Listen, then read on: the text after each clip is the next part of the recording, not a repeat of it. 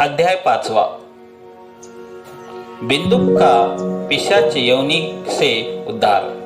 सुज्जी बोले, सोनक, एक दिन चंचुला आनंद में मग्न उमा देवी के पास गई और दोनों हाथ जोड़कर उनकी स्तुति करने लगी। चंचुला बोली, हे गिरिराज नंदनी स्कंद माता उमा, आप सभी मनुष्य एवं देवताओं द्वारा पूज्य तथा समस्त सुखी को देने वाली है। आप शुभ प्रिय है, आप ही सगुना और निर्गुणा है। हे सच्चिदानंद रूपिणी, आप ही प्रकृति का पोषक है। हे माता, आप ही संसार की सृष्टि, पालन और संहार करने वाली है। आप ही ब्राह्मण विष्णु ब्रह्मा, आप ही ब्रह्मा विष्णु और महेश की उत्तम प्रतिष्ठा देने वाली परम शक्ति है। सुज्जी कहते हैं, शौनक, सदगति प्राप्त चंचुला इस प्रकार देवी की स्तुति कर शांत हो गई। उसकी आंखों में प्रेम के आंसू उमड़ गए। तब शंकर प्रिया भक्तवत्सला उमा देवी ने बड़ी प्रेम से चंचुला को चुप करते हुए कहा, सखी चंचुला, मैं तुम्हारे स्तुति से प्रसन्न हूँ। बोलो, क्या वर मांगती हो? चंचुला बोली, हे गिरिराज कुमारी, मेरे पति बिंदुक इस समय कहाँ है? उनकी कैसी गति हुई है, मुझे बताइए और कुछ ऐसा उपाय कीजिए ताकि हम फिर से मिल सके। हे महादेवी, मेरे पति एक शूद्र जाति वेश्या के प्रति आसक्त थे और पाप में डूबे रहते थे। गिरिजा बोली, बेटी, तुम्हारा पति बिंदुगा बड़ा पापी था। उसका अंत बड़ा भयानक हुआ। वेश्या का उपभोग करने के कारण वह मूर्ख नरक में अनेक वर्षों तक अनेक प्रकार के दुख दृष्ट वही वायु पीकर रहता है और सब प्रकार के कष्ट सहता है। सुज्जी कहते हैं, शौनक, गौरी देवी की यह बात सुनकर चंचुला अत्यंत दुखी हो गई।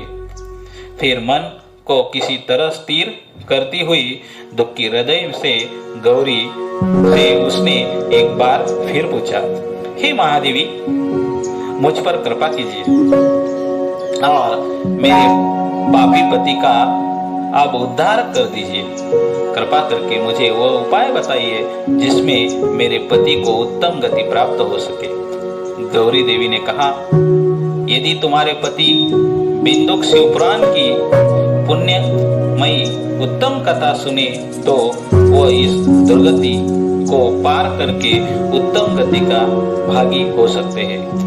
अमृत के समान मधुर गौरी देवी का ये वचन सुनकर चंचुला ने दोनों हाथ जोड़कर मस्तक झुकाकर उन्हें बार-बार प्रणाम किया तथा प्रार्थना की, मेरे पति को शिव पुराण सुनाने की व्यवस्था कीजिए। ब्राह्मण पत्नी चंचुला के बार-बार प्रार्थना करने पर शिवप्रिय गौरी देवी ने भगवान शिव की महिमा का गान करने वाले गंधर्वराज तंबुरों का बुलाकर कहा, तंबुरो, तुम्हारी भगवान शिव की प्रीति है। तुम मेरे मन के सभी बातें जानकर मेरे कार्यों को सिद्ध करते हो। तुम मेरे इस सुखी के साथ विंध्य पर जाओ। वहाँ एक महाधोर और भयंकर पिशाच रहता है। पूर्व जन्म में वह पिशाच बिंदुक नामक ब्राह्मण मेरी इस सखी चंचुला का पति था। वह वेश्यागामी हो गया। उसने स्नान संध्या आदि नित्य कर्म छोड़ दिए। क्रोध के कारण उसकी बुद्धि भ्रष्ट हो गई। दुर्जनों से उसकी मित्रता तथा सज्जनों से द्वेष बढ़ गया था। वह अस्त्र शस्त्र से हिंसा करता था, लोगों को सता था और उनके घरों में आग लगा देता था। चंडोलों से दोस्ती करता वो रोज वेश्या के पास जाता था। पत्नी को त्याग कर दुष्ट लोगों से दोस्ती कर उन्हीं के संपर्क में रहता था। वह मृत्यु तक दुराचार में फंसा रहा। मृत्यु के बाद उसे पापियों के भोग स्थान यमपुर ले जाया गया।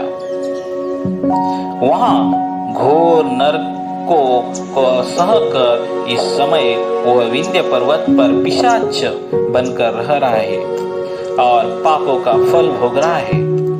तुम उसके सामने परम पुण्यमयी पापों का हृदय सभी पापों से मुक्त होकर शुद्ध हो जाएगा और वह प्रेत योनि से मुक्त हो जाएगा।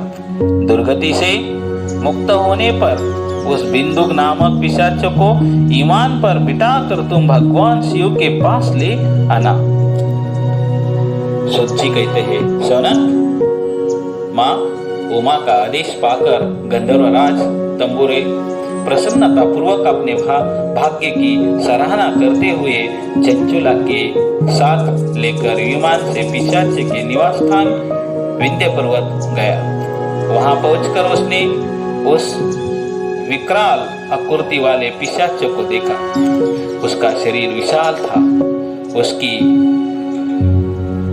ठोड़ी बड़ी थी। वह कभी हंसता, कभी रोता और कभी उछालता। महाबली तंबुरे ने बिंदुक नामक पिशाच को पाशों से बांध लिया। उसके पश्चात तंबुरे ने शिवपुराण की कथा वाचने के लिए स्थान तलाश कर मंडप की रचना की। शीघ्र ही इस बात को पता लोगों को चल गया कि पिशाच के उद्धार हेतु देवी पार्वती के आज्ञा से तंबुरे शिवपुराण की अमृत कथा सुनाने विंध्य पर्वत पर आया है। उस कथा को सुनने के लोभ से बहुत से देवर्षि वहां पहुंच गए। सभी को आदरपूर्वक स्थान दिया गया। पिशाच बिंदुक को पाशों से में बांधकर आसन पर बिठाया गया और तब तंबुरे ने परम उत्तम शिव पुराण की अमृत कथा का गान शुरू किया। उसने पहली विद्येश्वर संहिता से लेकर 7वीं वायु संहिता तक शिव पुराण की कथा का स्पष्ट वर्णन किया। सातों संहिताओं सहित शिव पुराण को सुनकर सभी श्रोता कृतार्थ हो गए। परम पुण्यमय शिव पुराण को सुनकर पिशाच सभी पापों से मुक्त हो गया। उसने पिशाच शरीर त्याग कर दिया। शीघ्र ही उसका रूप दिव्य हो गया। उसका शरीर गौर वर्ण का हो गया। शरीर पर श्वेत वस्त्र यो पुरुष के आभूषण आ गए। इस प्रकार दिव्य देहधारी होकर बिंदुक अपनी पत्नी चंचुला के साथ स्वयं भी भगवान शिव का गुणगान करने लगा। उसे इस दिव्य रूप में देखकर सभी को बहुत आश्चर्य हुआ। उसका मन परम आनंद से परिपूर्ण हो गया। सभी भगवान महेश्वर के अद्भुत चरित्र को सुनकर कृतार्थ हो गए। उनका यशोगान करते हुए अपने अपने धाम को चले गए। बिंदुक अपनी पत्नी चंचुला के साथ विमान में बैठकर शिवपुरी की ओर चल गया। महेश्वर के गुणों का गान करता हुआ बिंदुक अपनी पत्नी चंचुला व तंबुरे के साथ शीघ्र ही शिवधाम पहुंच गया।